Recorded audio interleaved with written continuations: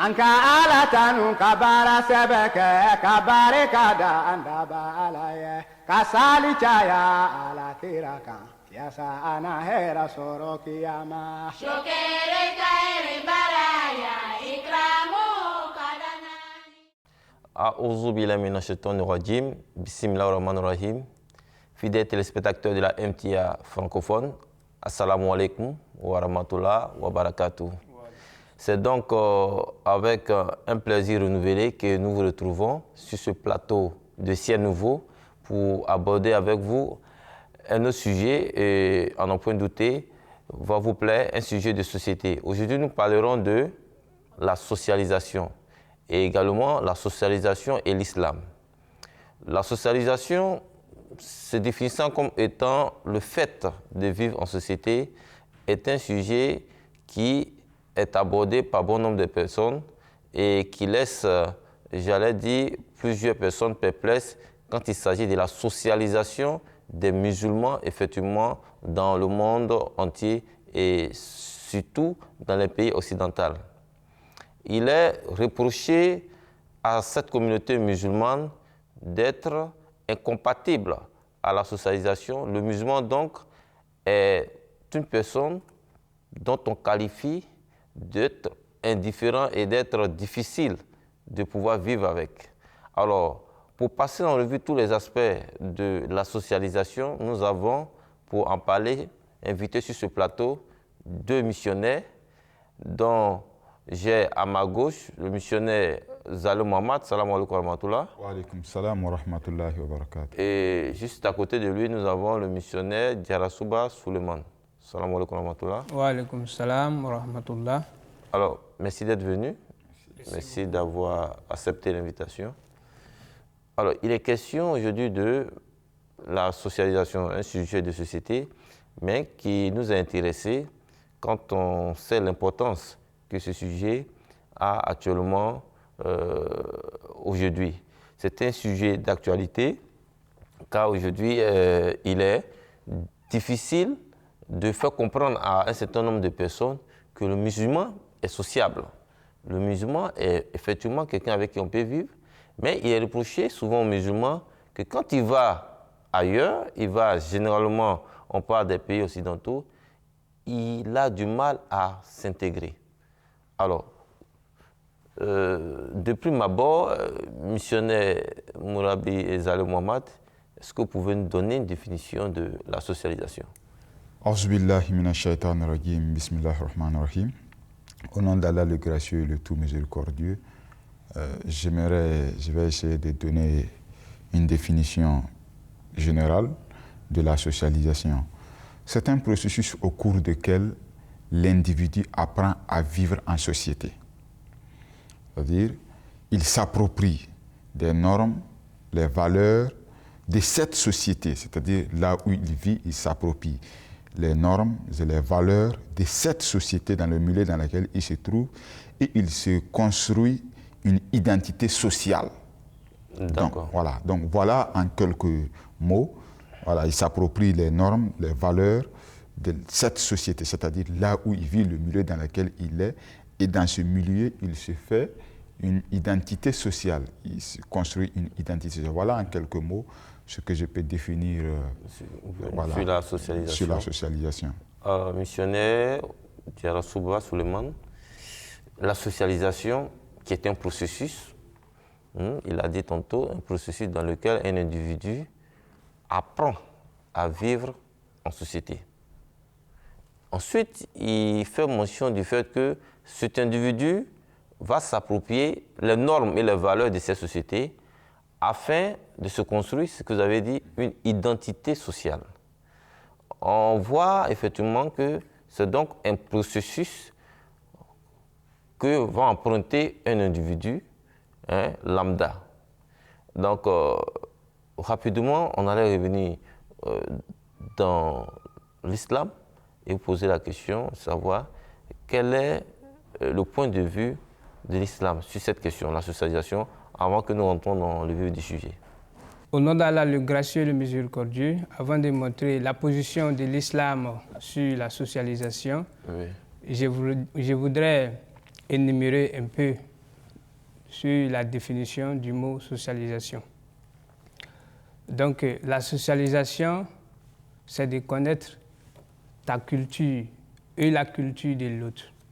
Malgré la différence entre ces deux cultures, nous acceptons cette différence-là pour mieux vivre ensemble dans la société en créant une société fiable, durable. D'accord.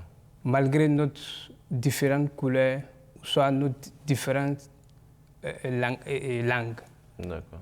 Dans le Saint-Coran nous dit dans le chapitre 49 du verset 14, il dit Ya ayyuhan nasu inna khalaqnakum min zakarin wa unsa wa ja'alnakum shu'uban wa qaba'ila lita'arafu, qui dit ô homme, nous vous avons créé d'un mâle ou d'une femelle et nous vous avons fait des tribus et des clans ta'arafu, afin que vous vous reconnaissiez. Ici, un peu de commentaire sur ce verset. Le verset nous dit « Ô homme ». Ce « Ô homme » dans le Saint-Coran, il englobe tout être humain, que ce soit la race blanche, la race noire, En tout cas, tout le monde. Tout le monde. D'accord. Que ce soit n'importe quelle nationalité. D'accord.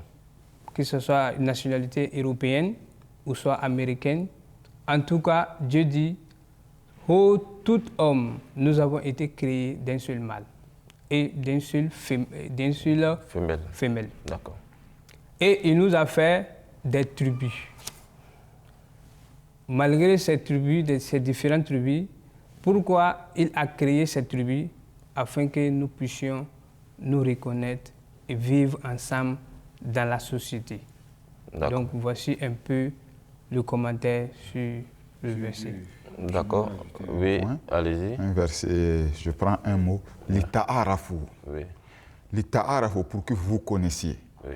pour que vous vous socialisez, Oui. pour que vous vivez ensemble. Oui.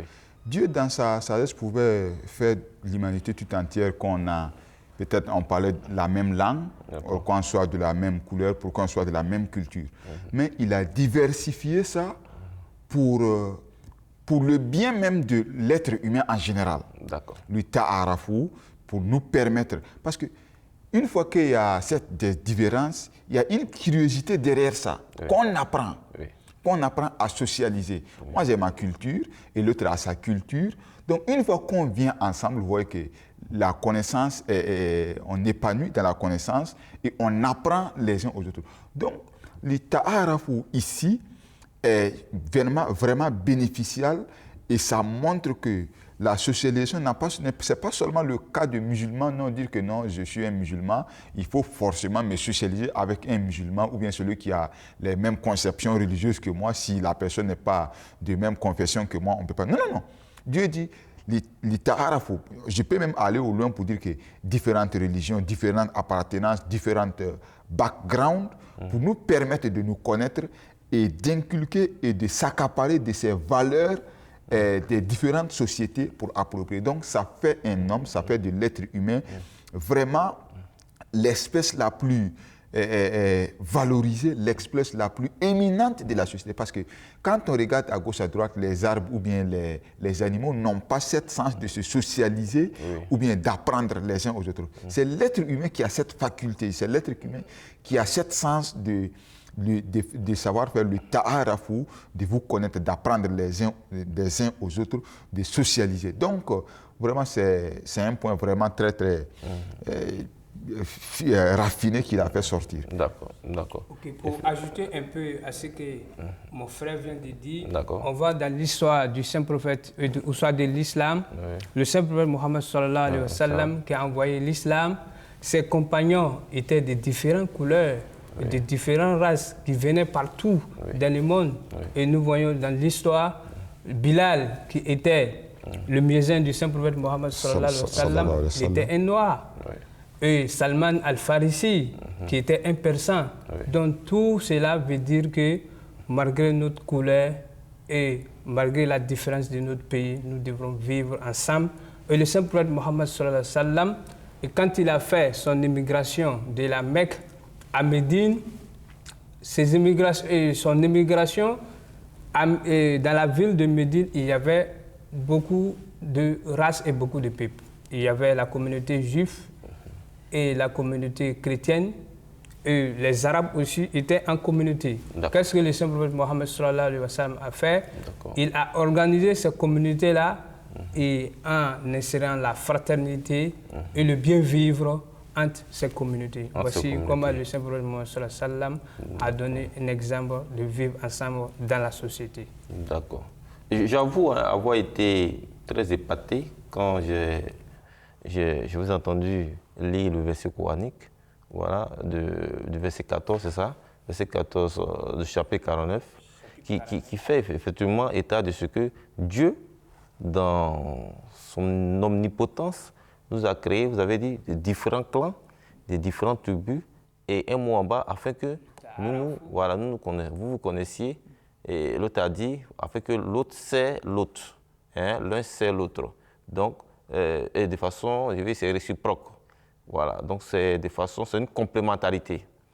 Comme quoi pour dire que ces différentes races qui existent dans le monde, ces différentes nationalités qui existent dans le monde, ces différentes tribus qui existent dans le monde, ces différents ethnies, ces différents dialectes, en réalité, c'est une source de richesse.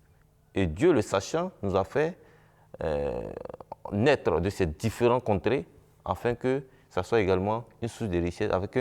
Effectivement, ça fait naître, vous l'avez dit tantôt, une curiosité.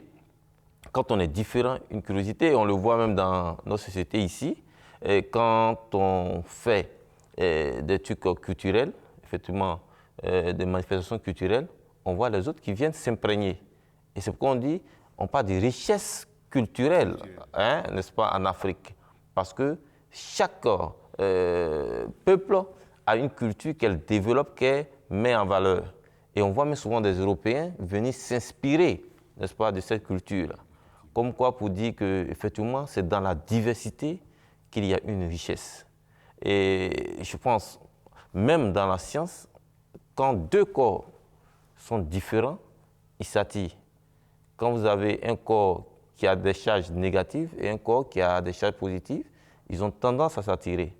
Et je pense que l'homme, effectivement, obéit à cette règle de la nature. Alors, tout à l'heure, j'ai voulu revenir à ce que vous avez dit tantôt. Le prophète Mohammed, sallallahu alayhi wa sallam, vivait à Médine avec plusieurs communautés. Et vous avez dit plusieurs races, puisqu'il y avait des Noirs, et il y avait même Salman, qui était un Perse, donc qui venait d'une autre contrée. Voilà, donc le prophète Mohammed sallallahu alayhi wa sallam est l'exemple parfait pour dire effectivement l'islam n'a vraiment pas l'islam, effectivement, arrive à vivre en société, puisque le prophète Mohammed sallallahu alayhi wa sallam a vécu en société avec d'autres communautés qui ne sont pas de sa communauté et qui ne sont pas forcément arabes, voilà, comme lui. Donc, je pense que là, vous venez de mettre à l'aise ceux qui avaient encore des doutes sur le fait que le musulman ne soit pas sociable. Alors, très rapidement, j'allais revenir à vous, Mourabi Zaleh Mohamed. Là, vous avez dit dans la définition de la socialisation qu'elle se faisait par un processus. Est-ce que vous pouvez nous donner les différentes phases de cette socialisation pour un individu?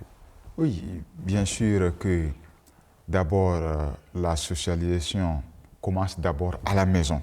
La maison est, je peux dire, le premier processus de la socialisation. Parce que quand vous êtes un enfant, vous avez d'abord un père, une mère, peut-être des grands frères ou bien des petits frères. Donc la socialisation commence d'abord là-bas. Comment vivre avec ceux-là, comment apprendre avec ceux-là, comment se faire une identité dans la famille. Donc la première étape de la socialisation commence d'abord à la maison. Donc la socialisation primaire. La socialisation primaire. D'accord. Maintenant, En plus de ça, vous avez la socialisation secondaire. Qui d'accord. peut-être vous sortez dans le cadre maintenant de la cellule familiale et que vous, peut-être, comme on le voit généralement, à l'école. À l'école, oui. Donc, à l'école, vous avez tout un ensemble de personnes, autour de vous. Vos amis de classe. Vos amis de classe, ainsi de suite. Donc, vous communiquez, vous socialisez, vous passez du temps avec eux, vous cultivez, vous apprenez avec ces sens-là. Donc, et dans cette cellule scolaire, vous formez une identité sociale à ce milieu. Et en plus de cela, vous avez peut-être dans le cadre de votre travail, dans la société en général. Donc, vous apprenez à comment vivre avec pas seulement dans la cellule familiale et pas seulement les camarades de classe, vous apprenez à vivre dans la société, dans son ensemble. Voilà. Donc voilà, on ne peut pas tout citer, mais je crois qu'on va se satisfaire de ces quelques étapes. Et vous pouvez comprendre ce qui suit juste après. Donc là, je reviens pour dire que la socialisation commence d'abord à la maison avec les parents, avec le père, le mère, avec les frères ou bien les sœurs. Ça commence d'abord. Et en plus de ça, vous partez à un niveau secondaire qui est la socialisation scolaire, qui est la seconde étape. Et en plus de cela, vous avez peut-être dans le cadre de votre travail, de votre fonction que vous occupez. Voilà un peu ce que je peux dire comme... Oui, merci. Missionnaire Diarra-Souba, alors là, les différentes phases de la socialisation. Il a dit tantôt qu'il y avait la socialisation primaire qui se faisait donc dès la naissance jusqu'à l'enfance, la socialisation secondaire, donc là on est un peu majeur, on va à l'école, on côtoie le maître, on côtoie ses amis de classe, la resocialisation, on est devenu adulte, on a un métier, finalement on se retrouve dans des entreprises, on se retrouve dans d'autres milieux, peut-être même à l'extérieur. Donc c'est un processus et on voit que l'homme ici gravit en tout cas plusieurs échelons puisqu'il est dans plusieurs milieux. Et comme on a l'habitude de le dire, c'est la société qui façonne. C'est la société qui transforme aussi. Et c'est la société qui forme.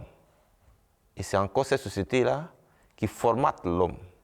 Donc, elle peut former les individus, elle peut les transformer, la société peut avoir les transformer, elle peut les façonner à sa manière. Toujours est-il que c'est dans le milieu dans lequel vous vous retrouvez. Alors, moi, la question que je vais vous poser, est-ce qu'aujourd'hui, on peut affirmer que le musulman est à même de pouvoir vivre dans toute société? Ok, merci beaucoup. Vous avez dit un mot que j'aimerais souligner. La société forme, la société change. Oui. Et cela est vrai.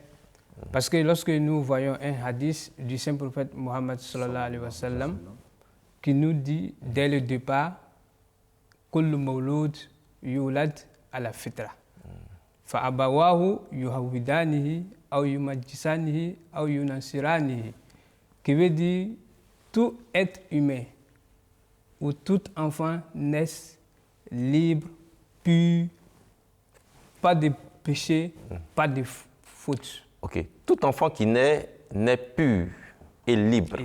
D'accord. Pas de péché. Et après, fa'abawahu, qui veut dire la société. Oui. Pas seulement ses parents, mais la première société, comme mon frère vient de le dire, est la famille. D'accord.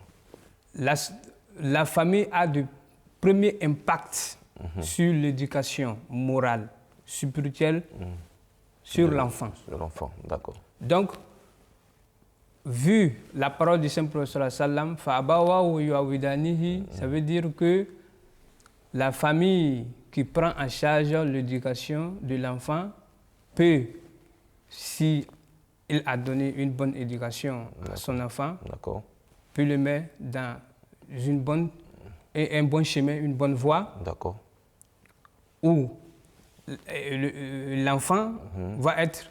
Tout part de l'éducation que l'enfant aura eu, n'est-ce pas, dans cette cellule familiale. Oui. D'accord. Donc, c'est la société qui change. D'accord. Pour venir à la parole de mon frère qui est là. Ok. L'hadith qui vient de citer, Oui. c'est-à-dire que l'enfant est né pur. Maintenant, c'est les parents. C'est-à-dire que la première étape de la socialisation, c'est les parents qui vont le conditionner là où il doit être, généralement parlant. C'est-à-dire que c'est les parents, si les parents sont juifs, donc ils vont former l'enfant à des préceptes juifs. D'accord. S'il est né dans une famille chrétienne, donc au départ, il serait formé selon cette conception. S'il est né musulman, donc les parents vont essayer de former, de donner une base islamique à l'enfant. Donc, c'est-à-dire que l'enfant grandit avec les enseignements de la famille. Donc, sinon, aucun enfant n'est né peut-être chrétien ou bien chose. Non, non. Mais c'est les parents, la première famille de la socialisation, c'est eux qui le conditionnent. Et puis voilà. Oui, ça c'est l'aspect religieux. Oui. Aucun enfant n'est né effectivement païen ou quoi que ce soit, mais aucun enfant n'est né aussi voleur. Ah oui. Oui. Donc toujours est-il que c'est la société. Oui, c'est la société. La société qui change. Elle peut être due à la cellule familiale ou peut-être qu'elle peut être due au milieu dans lequel l'individu se retrouve. Oui. Puisque c'est un processus. D'accord. Pour renchérir sur cette question, est-ce que vous pouvez nous donner les différents acteurs de cette socialisation? Souvent par des agents de la socialisation, agences de socialisation, une explication dessus. Ok. Quand on parle d'agent et agence, je crois que c'est deux mots qui se ressemblent mais qui sont un peu différents. Oui. L'agence, c'est comme l'entreprise. Et l'agent, c'est l'acteur dans cette entreprise. D'accord. Si je me trompe. Donc l'organisation. Voilà, l'organisation. Et l'acteur de cette organisation. De cette organisation. D'accord. Donc, d'abord, si on va dans ce cadre, on peut dire que la famille est une agence. D'accord. Ça, c'est la première étape. Voilà, la première étape. La famille et l'agence. Et l'agence. Et les parents sont des agents. D'accord. Dans cette entreprise. D'accord. Donc, ça c'est un. Deuxièmement, l'école. Oui. Est une agence et l'enseignant ou le professeur là-dedans est un agent de cette institution qui est la socialisation. Donc, quand nous partons au-delà, par exemple, vous avez une institution religieuse. Là où l'institution religieuse est comme une agence et les dirigeants religieux sont des agents de cette entreprise qui est de cette organisation. Donc, on peut aller ainsi de suite en allant. Donc, si l'agence est là, il faut aussi des bons agents. L'agent seulement ne suffit pas à faire le travail. L'entreprise est bien, mais il faut aussi des agents compétents qui s'acquittent de leurs devoirs pour pouvoir faire le travail. Sinon, si on laissait seulement l'agence seulement, vraiment, ça n'aurait pas vraiment chose. Maintenant, les deux vont de pêle-mêle, les deux vont ensemble. Voilà, on ne peut pas aussi... L'agent aussi ne peut pas bien fonctionner s'il n'a pas une agence, s'il n'a pas d'entreprise. Donc, les deux vont de pêle-mêle. D'accord. Voilà. OK. Merci. Agent, effectivement, l'agence qui est l'organisation et l'agent qui est l'animateur de cette agence. Effectivement, l'individu, effectivement, est obligé de passer par toutes ces agences-là puisqu'il fait partie de la société. Et toutes ces agences sont des éléments de la société. Et au vu de tout ce que vous avez dit sur ce plateau, on est en droit d'abord on voit et on constate que ce sont donc des faits exogènes qui agissent sur l'individu et qui amènent l'individu à s'orienter dans cette vie. OK. Alors, est-ce que l'orientation que chacun fait de sa vie n'est pas aussi personnelle? Et c'est forcément la société qui oriente notre vie. Est-ce que souvent, ce n'est pas aussi personnel, l'orientation qu'on se donne dans cette vie, dans cette société? D'abord, je crois que quand on parle de la socialisation, ce n'est pas quelque chose qui est individuel. Comme nous l'avons dit, c'est un processus auquel l'individu apprend à vivre en société. Là, le cas n'est pas seulement individuel. D'accord. Parce que c'est tout un problème. Et que vous s'appropriez des valeurs et les normes de ce qui vous entoure. D'accord. Et de ça, vous construisez une identité sociale. Donc, je pense que là, ce n'est pas le cas. On ne parle pas de l'individu ici. Mais l'entourage ou bien l'environnement aura vraiment un impact sur vous. Parce que si l'enfant est laissé seul, l'enfant copie les parents. Si les parents ont un comportement vraiment positif, l'enfant a les plus grandes chances de grandir dans une atmosphère vraiment positive. Et si c'est le contraire, l'enfant aurait peut-être la chance de grandir avec vraiment des choses qui ne sont pas bien. Donc, c'est par exemple aussi l'école. Par exemple, l'école est une institution construite par la société pour transmettre le savoir-faire, pour transmettre la culture et de transmettre le savoir-faire. Donc, l'enfant apprend le savoir-faire, ce n'est pas personnel. L'enfant apprend ce savoir-faire de l'école, ou bien dans cette agence, ou bien de l'agent qui est le professeur. Donc, l'enfant apprend les bonnes manières et le savoir-faire de la vie dans cette agence. Par exemple, vous avez les institutions religieuses. Donc, de là, l'enfant, dans cette agence, l'enfant, il est enseigné ce que c'est que la moralité, ce que c'est qu'un code de vie religieuse, que ce soit l'église ou que ce soit la mosquée, quelle qu'en soit l'appartenance de ce qu'il a. Donc, dans ce milieu, il est enseigné les codes de vie qu'il doit s'approprier pour pouvoir faire une identité de sa vie. Donc, je ne pense pas que ce soit à une étape individuelle, mais je pense que ce soit quelque chose de social. D'accord. Alors, merci infiniment. C'est sur ces paroles de Moula Bizalou Mohamed que nous allons mettre un terme à cette émission. Je pense qu'il y a beaucoup à dire. On ne pourra pas, au cours, n'est-ce pas, de cette émission, égrener toutes ces facettes-là. Alors, rapidement, on a pu constater au cours de cette émission que la société dans laquelle nous vivons est donc un processus pour pouvoir, n'est-ce pas, atteindre et se forger une identité sociale. Alors, la société forme, on l'a dit, elle transforme, elle façonne, elle formate. C'est donc des faits exogènes qui, n'est-ce pas, influencent la personne et qui permettent à cette personne-là aussi de s'orienter dans cette vie. Puisse Allah nous maintenir sur le droit chemin. Assalamu alaikum wa rahmatullahi ta'ala wa barakatuh.